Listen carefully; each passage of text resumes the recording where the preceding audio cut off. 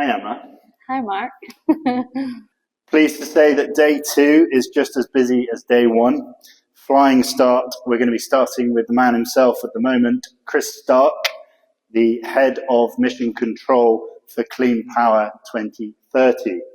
So, starting as you mean to go on, it's going to be really good to hear from Chris, just to hear from that sort of mission control view. How are we going to have a coordinated approach across offshore wind delivery, and how all the diverse stakeholders within the sector are going to work together to make sure that we can achieve our energy transition and our offshore wind targets. And we also have representatives from DESNZ as well as developer members on that opening panel.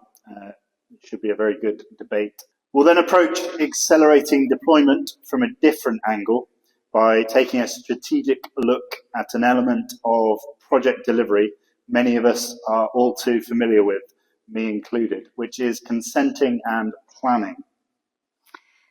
Trigger warning there for the developers in the room. It'll be really fascinating from that session, though, just to get a roadmap around how policy within the sector and all the different initiatives and programmes will interact and impact with the planning activity that's going on within the sector.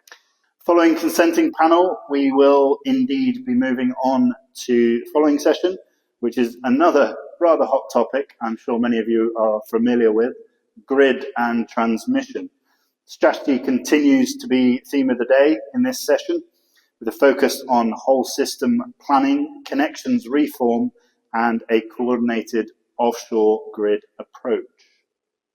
Everyone's favourite new language, the grid. And that's really important stuff. And then we'll be straight into the next session, which is called Shared Waters, Balancing the Offshore Wind Growth and Fishing Industry Coexistence. Along with our friends in the fishing industry, we'll look at all the different barriers to deployment for offshore wind, including fixed bottom and floating offshore wind, and how we can look to collaborate and work across stakeholders and the fishing industry.